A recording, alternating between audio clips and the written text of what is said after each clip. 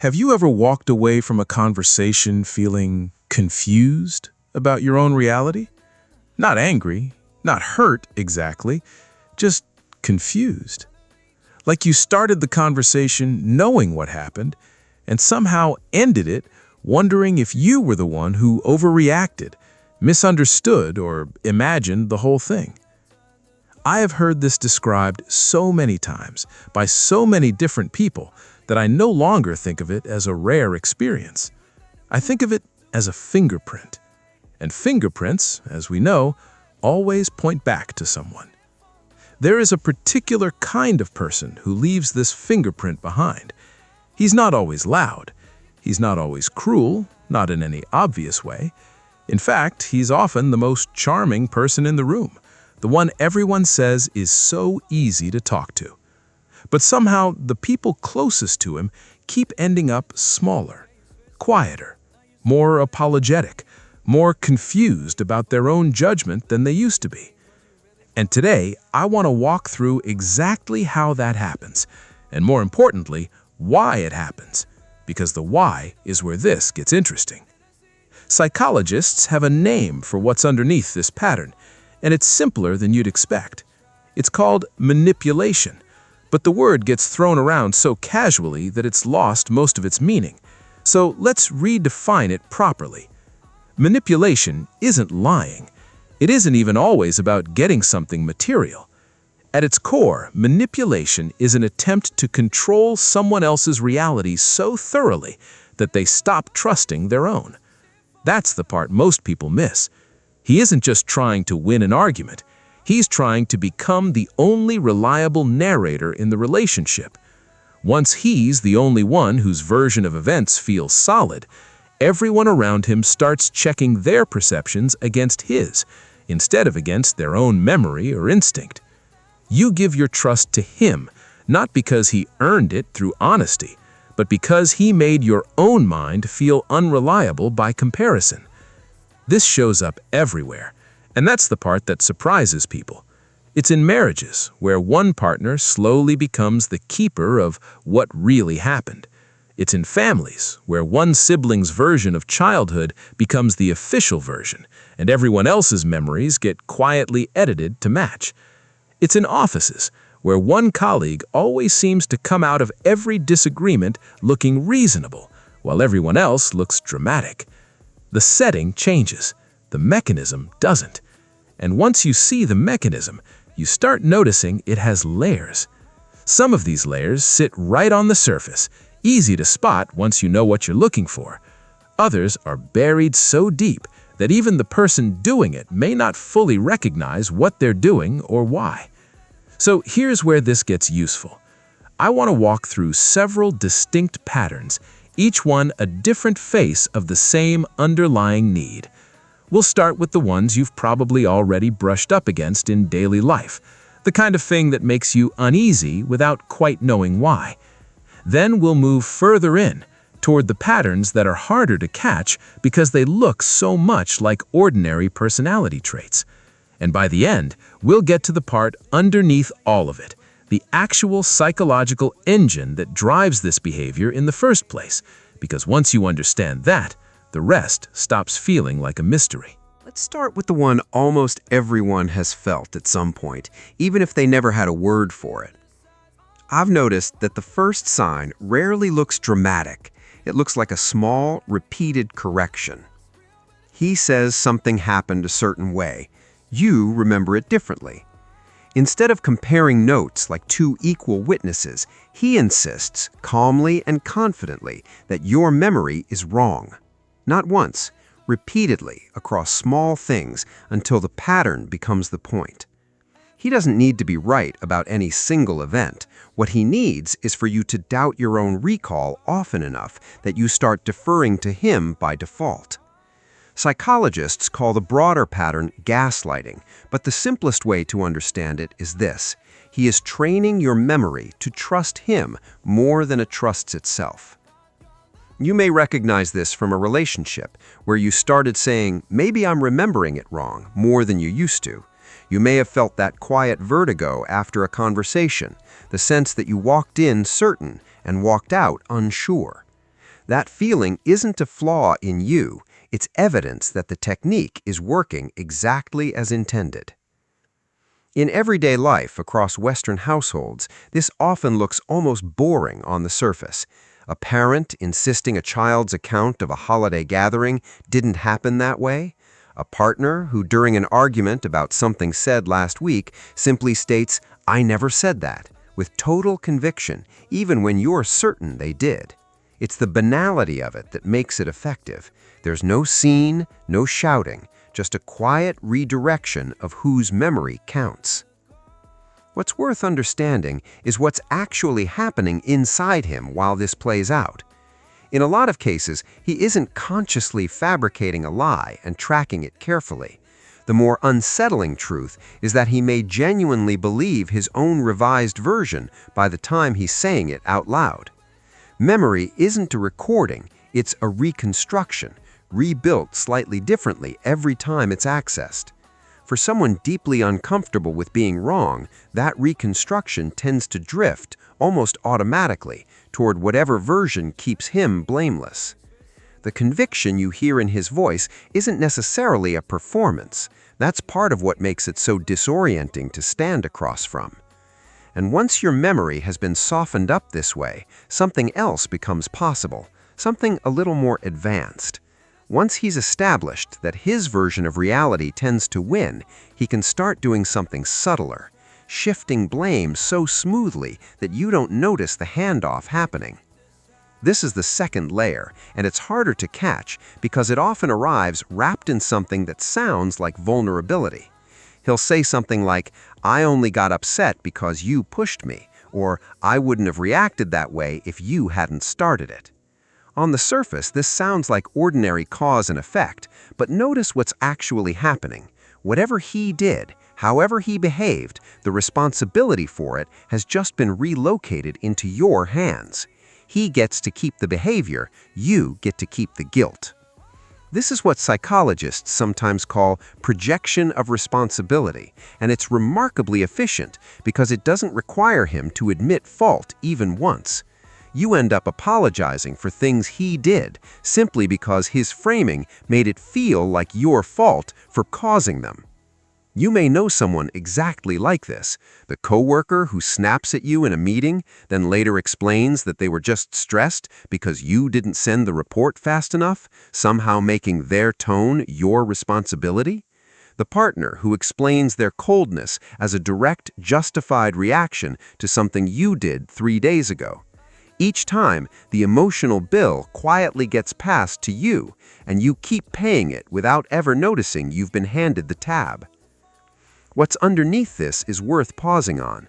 People who do this consistently are often deeply uncomfortable holding responsibility for their own behavior, sometimes because somewhere earlier in life, taking responsibility meant punishment, shame, or rejection so severe that the nervous system learned to dodge blame as a survival reflex rather than a character flaw chosen on purpose. Think about how that lesson gets installed in the first place. A child who breaks something and is met not with "accidents happen," but with rage or contempt, learns a very specific equation. Owning a mistake equals danger. By adulthood, that equation runs so automatically that it doesn't even register as a choice anymore. The blame gets redirected before he's consciously aware he's doing it, the same way your hand pulls back from a hot stove before your brain finishes processing the word hot. That doesn't excuse the pattern, and it certainly doesn't make it less exhausting to live with, but it does explain why pointing it out rarely works. You can't logic someone out of a reflex. That discomfort with responsibility doesn't stay contained to blame, though. It tends to expand into something bigger. The third layer is where things start to feel less like isolated incidents and more like a climate. He begins using affection itself as currency. Warmth isn't simply how he feels about you anymore. It becomes something you have to earn, lose, and re-earn on a schedule he controls. This is sometimes called intermittent reinforcement, a term borrowed from behavioral psychology. The basic idea is unsettling in its simplicity. Unpredictable rewards create stronger attachment than consistent ones. If he were cold all the time, you'd likely leave. If he were warm all the time, you wouldn't think twice about him. But warmth that arrives unpredictably, mixed with coldness you can't quite predict either, keeps your nervous system locked onto him, scanning constantly for the next sign of approval. You may have felt this as a kind of emotional whiplash, the confusion of someone who feels wonderful one day and distant the next, with no clear explanation for either. You probably know someone who describes a relationship like this as exciting, without realizing that the excitement is partly the nervous system's response to unpredictability, not necessarily a sign of genuine connection. This plays out in ordinary Western family and workplace dynamics too. A father who praises a child extravagantly after a win then goes cold and distant for reasons that have nothing to do with the child's actual performance. A boss who's effusive with praise after a good quarter, then icy and withholding the next month for reasons that have nothing to do with the employee's actual performance. The unpredictability becomes the hook. And the deeper reason he might do this often surprises people. It's frequently not calculated cruelty. It's frequently a repetition of what was modeled for him. Many people who use intermittent warmth this way grew up with caregivers who were themselves inconsistent, so this pattern doesn't feel manipulative from the inside. It feels like normal love, because it's the only kind of love that ever felt familiar. There's a particular cruelty in how well this works on the people who care the most. The ones who notice and pull back early often escape relatively unscathed. It's the people who lean in harder when warmth disappears, hoping that more effort will bring it back, who get caught most deeply in this loop. Their devotion isn't naive. It's actually a fairly logical response to a genuinely confusing signal. The same way a gambler keeps pulling the lever a little longer after a near miss. The cruelty isn't usually intentional, but intentional or not, the effect on the other person's nervous system is the same either way. Once you understand that warmth itself has become a tool, you start to notice something else: how he handles disagreement entirely. This is where the pattern gets quieter and in some ways more unsettling. He rarely argues directly. Instead, he reframes. Every disagreement gets subtly redirected until you're no longer discussing what actually happened. You're discussing your tone, your sensitivity, or your motives for bringing it up at all. You say, "It hurt when you canceled our plans last minute." He responds, "Wow, I didn't realize you were going to make this into a whole thing." Notice the shift. The conversation has moved from his behavior to your reaction to his behavior. This is sometimes called deflection through reframing, and it's effective because it forces you to defend yourself instead of pursuing the original concern. I have seen this happen in workplaces constantly. An employee raises a legitimate concern about being talked over in meetings, and the response becomes a comment about how sensitive they're being, rather than any acknowledgement of the original behavior. The complaint gets quietly replaced by a character critique, and somehow the original issue evaporates entirely. You may recognize the exhaustion that builds after enough of these exchanges. Eventually, many people stop raising concerns altogether, not because the concerns disappeared, but because raising them costs more than staying quiet. Underneath this behavior is often something more fragile than it appears. Constant reframing is frequently a defense against an intolerable feeling of being in the wrong. For some people, being wrong wasn't treated as a normal part of being human growing up. It was treated as evidence of being fundamentally bad or unlovable. Reframing every conflict away from fault isn't usually a cold, strategic choice. It's frequently a desperate, automatic flinch away from a feeling that's simply too painful to sit in. It helps to picture what wrong actually means to someone like this. For most people, being wrong about one thing is a small, contained event. You made an error, you'll adjust, life continues. But if shame was the consistent response to mistakes early on, I was wrong about this, quietly mutates into something closer to I am wrong as a person, a much larger and far more threatening sentence. Reframing the conversation away from fault isn't really about winning the argument at all. It's about avoiding a feeling that to him feels nearly unsurvivable.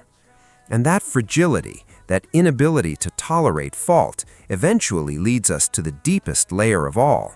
At the very core of this entire pattern sits something surprisingly human, an unbearable fear of being truly seen, flaws and all, and rejected for it. Manipulation, in nearly all its forms, functions as a defense system built around that fear.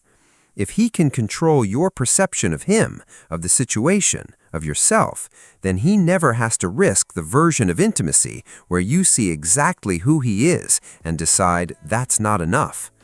This is sometimes connected to what psychologists describe as fragile or covert narcissistic traits, though it's worth saying clearly, not everyone who manipulates is a clinical narcissist, and not every manipulative moment reflects deep pathology. Sometimes it's a learned habit from a difficult home. Sometimes it's a trauma response. Sometimes it's simply someone who was never taught another way to feel safe in connection with another person. But the common thread, almost without exception, is this. Somewhere along the way, vulnerability got linked to danger. Maybe a parent punished honesty. Maybe admitting fault as a child led to humiliation instead of understanding. Maybe needing something from someone else once led to abandonment. Whatever the origin, the lesson absorbed was the same. Control the narrative or risk losing everything. You probably know someone exactly like this, someone whose confidence seems unshakable on the outside, but whose entire relational structure depends on never being caught off guard, never being wrong in front of witnesses, never being fully knowable. That isn't strength, it's armor built so early and so thoroughly that the person wearing it may not even remember life without it. So where does that leave you if you've recognized pieces of him scattered across people in your own life, or harder still, scattered across moments in your own behavior? I won't tell you what conclusion to draw here, that's not really my place, but I gently ask you to sit with a few questions. Are there relationships in your life where you've started doubting your own memory more than you used to? Are there people whose approval you find yourself chasing in ways that feel slightly desperate, slightly out of proportion to the relationship itself? And on the harder side of this mirror, are there moments where you've reframed your own mistakes rather than sitting with them, where admitting fault felt unbearable rather than simply human? None of this makes you broken, and none of it makes the people in your life unforgivable monsters. Most manipulation isn't villainy. It's unhealed fear wearing the costume of control. But understanding that doesn't mean tolerating it indefinitely either. There's a difference between compassion for where a pattern came from and continuing to let that pattern reshape your own sense of reality. That distinction, knowing the difference between empathy and self-abandonment, is really a conversation of its own. And that's actually exactly what I want to get into next, because once you can spot this pattern in someone else, the much harder, much more important question becomes, how do you protect your own sense of reality without becoming cold, suspicious, or shut off from people altogether? That's a tightrope, and I think the next video walks it carefully, looking at the specific boundaries that tend to hold up against this kind of dynamic, instead of the kind of boundaries that sound good in theory, but collapse the first time someone pushes back. I think you'll find it useful, especially if any part of today found its way a little too close to home. Thank you for sticking with me through this one. It's not always a comfortable topic to sit with. If this gave you a clearer way of naming something you felt but never quite articulated, it would mean a lot if you hit like. It genuinely helps this reach more people who might need to hear it. And I'd love to know in the comments whether you recognized him in someone you know or somewhere closer to home than that. If you want to keep exploring how the mind protects itself, and sometimes protects itself at other people's expense, go ahead and subscribe. There's a lot more of this to come. Take care of yourself, and I'll see you in the next one.